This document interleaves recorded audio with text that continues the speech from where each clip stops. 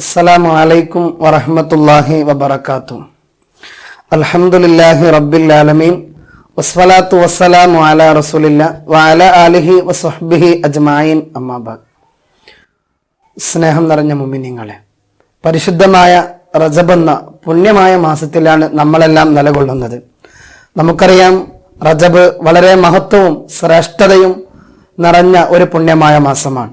പരിശുദ്ധമായിരിക്കുന്ന റജബിനെ കുറിച്ച് പറയുകയാണെങ്കിൽ സയ്യിദന അബൂനാബുൽ ബഷർ ആദം നബി അലൈഹിസ്സലാം മുതൽക്ക് അതിന്റെ മഹത്വം തുടങ്ങി എന്നാണ്. ആദം നബി അലൈഹിസ്സലാം അങ്ങ് തുടങ്ങും മുതൽ അതുപോലെ തന്നെ ഒരുപാട് മഹാന്മാരായിരിക്കുന്ന നബിമാരും മറ്റുള്ളവരായ ആളുകളൊക്കെ പരിശുദ്ധമായ റജബിനെ ബഹുമാനിച്ചു ആദരിച്ചു പോന്നു എന്നുള്ളതാണ്. മാത്രമല്ല, പരിശുദ്ധമായ റജബിനിക്ക് വല്ലാത്ത സ്ഥാനങ്ങളും അള്ളാഹു സുബ്ഹാനഹു വ തആല നൽകിയിട്ടുണ്ട്. റജബുൻ ഷഹറുല്ല എന്നാണല്ലോ. അള്ളാഹുവിന്റെ മാസമായിട്ട് പരിശുദ്ധമായ റജബിനെ ഉപയോഗപ്പെടുത്തുകയാണ്.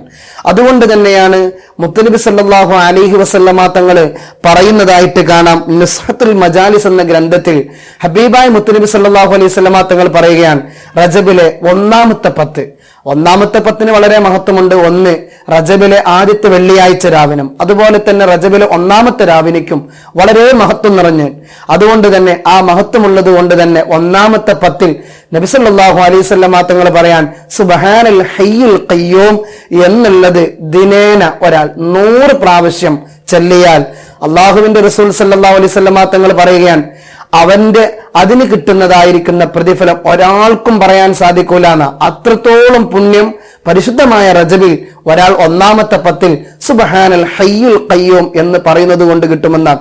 100 തവണയാണ് ഇത് ചെല്ലേണ്ടത്.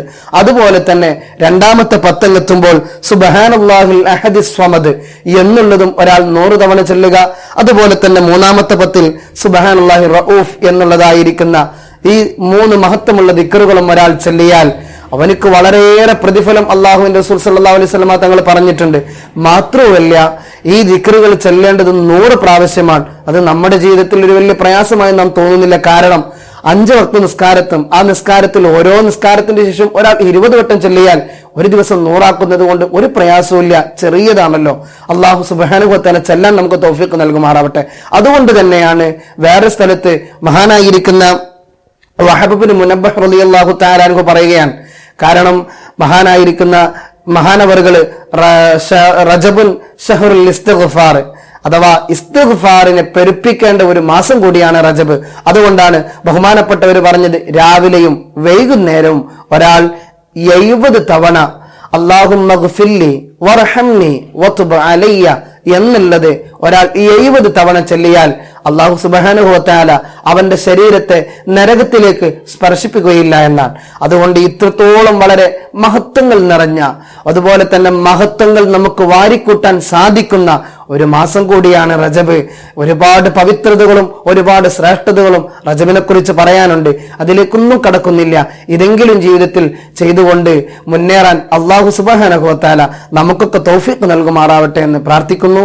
അസ്സലാമു അലൈക്കും വറഹ്മത്തുള്ളാഹി.